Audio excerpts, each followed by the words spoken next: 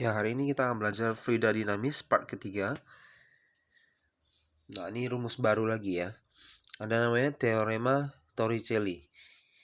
Ya, yang digunakan untuk menghitung jarak jatuhnya air dari sebuah lubang, dari sebuah wadah yang berisi air.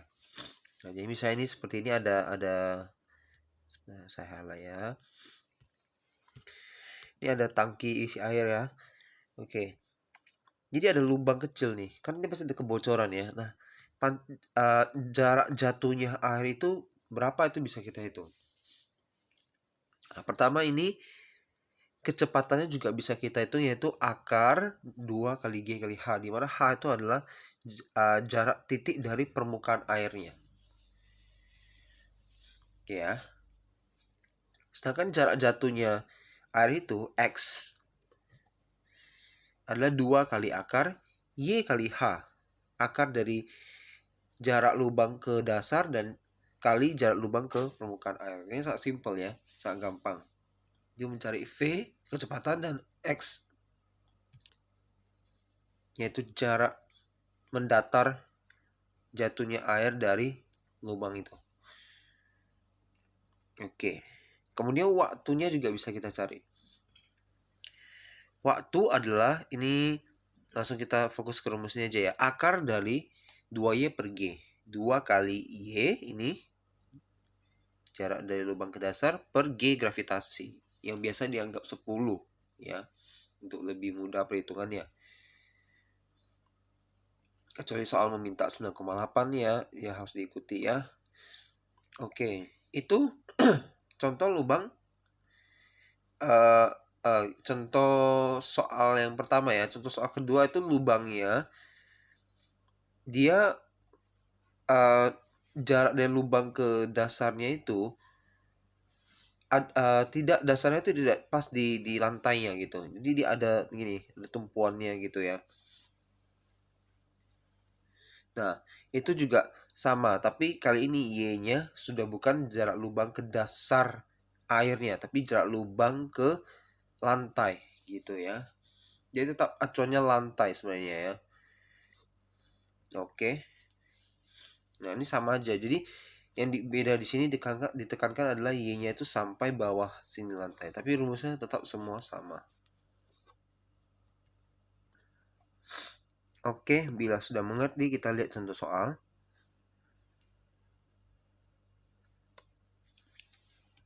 Baik, ini. Sebuah bak terbuka luas diisi air setinggi 5 meter. Berapa kecepatan keluarnya air pada sebuah lubang yang terletak pada dasar? Oh, lubangnya di dasar. Ditunjukkan luasnya jika banyak air yang dapat ditampung.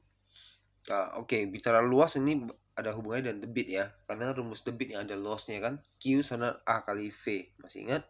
Debit sama dengan luas permukaan kali kecepatan. Yang dapat ditampung dalam waktu 2/3 menit. Ya, jika banyaknya airnya 0,02 meter per 3. Oke, volume ini ya, volume.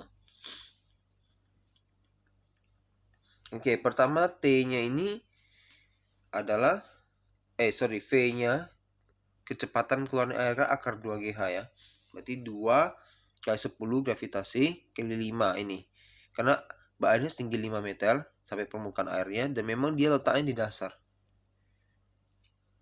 Oke ya. Sedangkan kalau kita tadi mau hitung jarak jatuh airnya, nah Y-nya kan tadi di soal nggak ada ya. Dia kan pas dasar Y 0 ya. Berarti 2 kali akar 0 kali H 5. Berarti bakal jadi 2 kali 0. 0 ya. X-nya 0. Ya iya.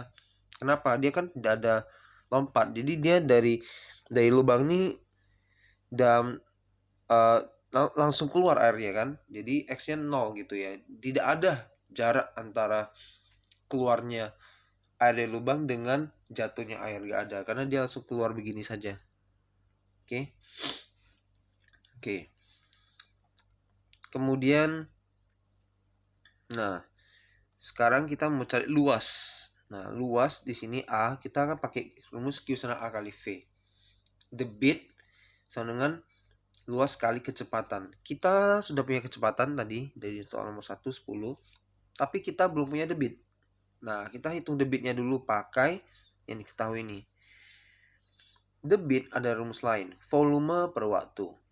V per T, volume per waktu. Volumenya 0,02, waktunya 2/3 diubah ke second ya, harus ubah ke second. Caranya kali 60, 2/3 kali 60, 40. Berarti volume per waktunya 0,02 per 40. Di sini dibuat setengah kali 10 pangkat minus 3. Oke, mungkin cara penyajian setiap orang beda-beda ya jawabannya. Nah, setelah itu masukkan debit ke sini, maka A sama dengan debit tadi bagi 10 saja. Selesai. Oke, itu dia.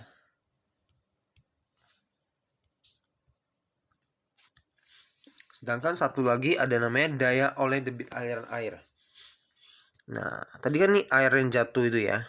Nah, dayanya atau power dalam bahasa Inggris P itu sebenarnya rho GH ya kali ini V ini. Oke, kali persentase. Rho GH V kali persentase. Maksudnya gimana? Ini saya langsung ke contoh soal di sini ya. Satu air terjun dari ketinggian 100 desimeter. Ini langsung ubah ke meter aja ya. Ini di sini ada diubah jadi 10 meter ya. Satuan standar ya. Debitnya 20 meter pangkat 3 per second nih.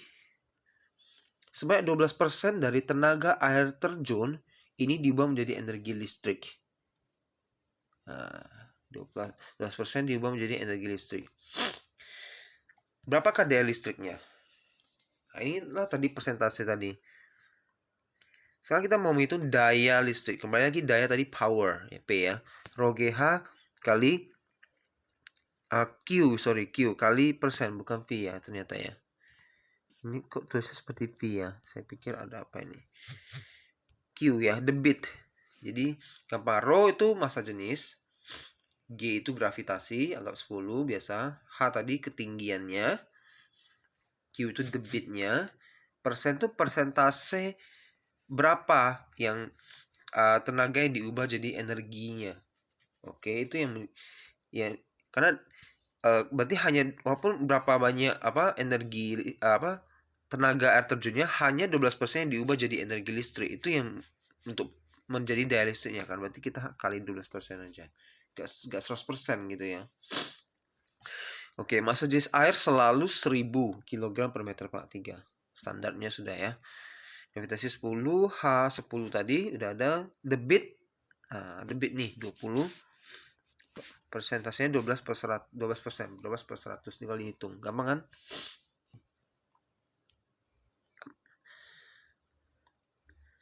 Oke. Nah, terakhir ada namanya venturimeter.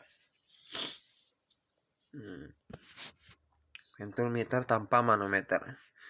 Jadi ini ada pipa venturimeter. Ini dia ada tentu saja mirip dengan yang pertama-tama kita belajar di fluid dinamis. Ini ada air masuk, ada air keluar. Ya, jadi tekanan air ketika masuk P1 kurang tekanan air keluar P2 itu sama dengan setengah kali rho massa jenis kali kecepatan air ketika keluar V2 kuadrat kurang kecepatan air ketika masuk V1 kuadrat. Yep. Nih keluar V keluar VK VB. Oke, istilah VB. Oke. Rumusnya ini masih berlaku juga. A V1 sama dengan A2 V2.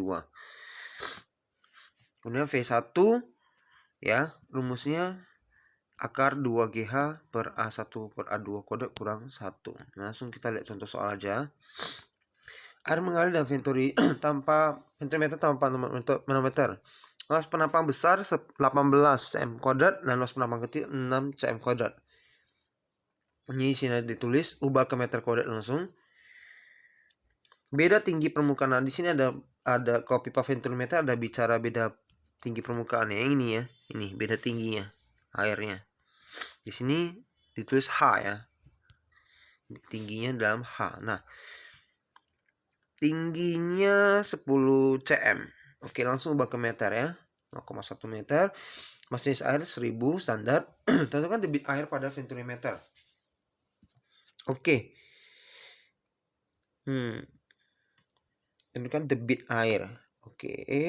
Maka kita bisa cari V1 dulu. Akar 2GH. Sudah ada G10 pasti standar. H udah ada dari soal. A1 per A2. A1 udah ada. A2 udah ada. Dikuadrat kurang 1. Ini 10 minus 4 nya boleh coret. Hitung saja seperti biasa. Dapatnya 1 per 2. Maka tinggal dimasukkan ke sini. Q sana bisa A2 kali V2 kan. Tapi di sini kita kan dapatnya tahunnya V1 ya. Jadi kita pakai A1 kali V1 gitu. 18 kali 9 minus 4 kali setengah. Jadi 9 kali 9 minus 4. Itu aja. Oke. Oke, semoga mengerti. Pelajaran hari ini sampai di sini. Bye-bye.